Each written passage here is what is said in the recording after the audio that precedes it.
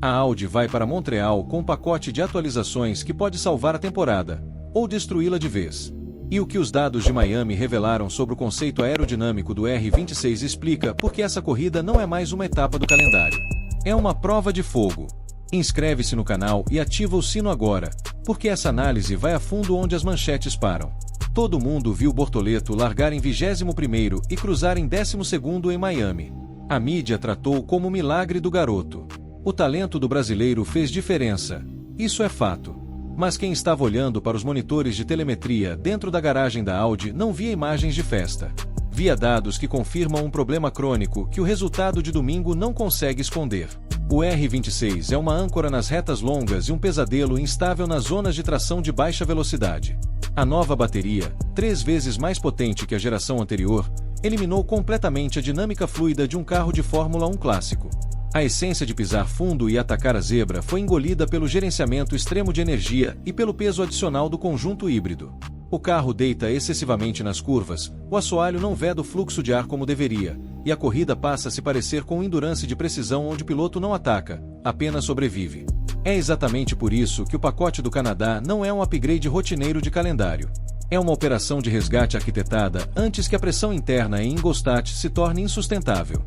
O problema raiz que os dados de Miami expuseram vai além do resultado na tabela.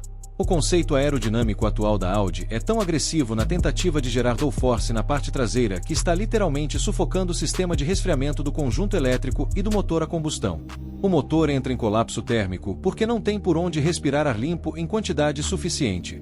Cada grau a mais no sistema híbrido significa perda drástica de rendimento, e numa bateria de alta potência operando no limite térmico com o calor da Flórida, esse colapso não é hipotético. É o que vimos acontecer com Hülkenberg no fim de semana de Miami. Senich foi aos microfones elogiar a classificação do veterano alemão, dizendo que foi impressionante mesmo com os problemas técnicos que antecederam a sessão. Hülkenberg tem bagagem de sobra e consegue extrair tempo de volta de qualquer equipamento.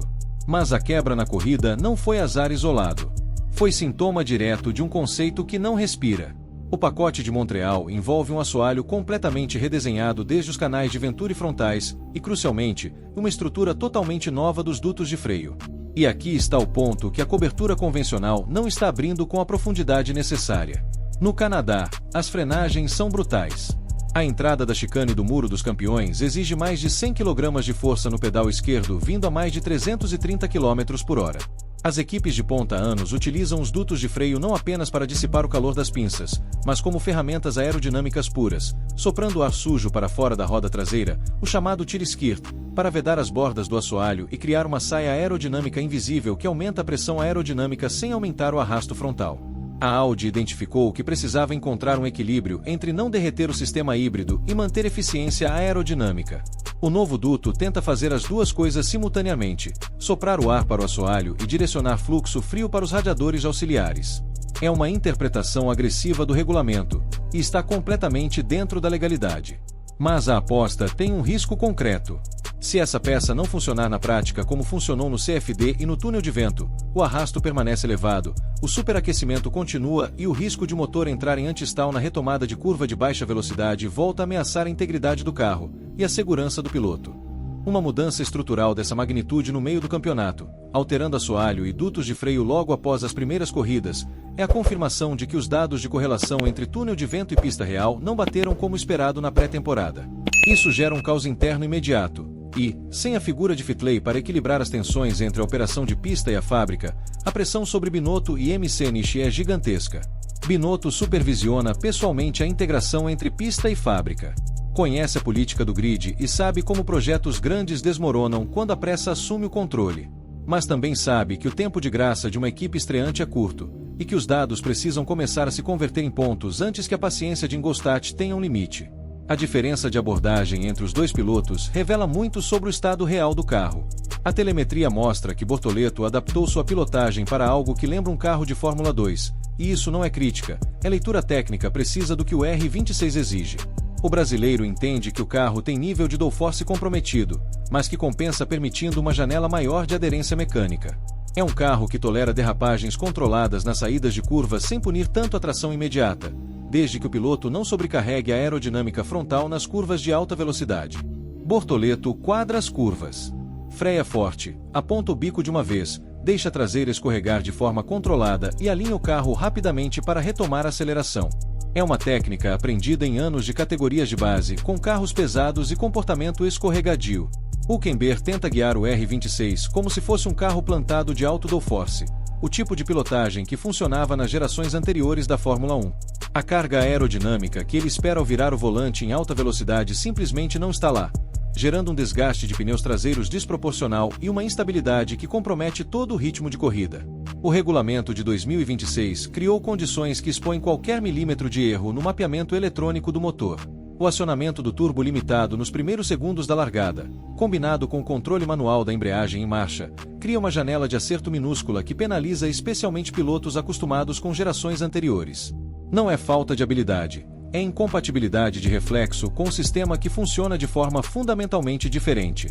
A Audi paga o preço de ter que adaptar uma filosofia conceitual completa do zero sob um regulamento novo, sem equipe cliente para cruzar dados, com apenas 2 carros para testar e com a liderança técnica de pista em transição.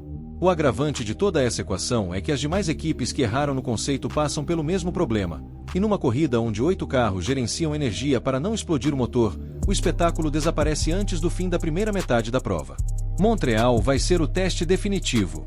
O circuito Gilles Villeneuve equilibra retas longas com curvas de baixíssima velocidade de forma que exige tanto do motor quanto do chassi ao mesmo tempo. É a pista que vai revelar se o novo assoalho realmente veda o fluxo como projetado, se os dutos de freio conseguem fazer as duas funções simultaneamente e se o sistema térmico do R26 aguenta a carga de uma corrida completa sem entrar em colapso. Se o pacote funcionar, a Audi deixa de ser objeto de compaixão e se torna ameaça real no pelotão intermediário. Se falhar, o efeito dominó interno vai muito além dos resultados em pista. Bortoleto tem o talento para extrair o máximo do que for entregue a ele. A engenharia fez a promessa. Emsenich tem a experiência de endurance para traduzir o que o piloto sente em linguagem de desenvolvimento. Agora é o asfalto de Montreal que decide se esse triângulo é suficiente. O GP do Canadá não é mais uma corrida, é o ultimato técnico da Audi na temporada.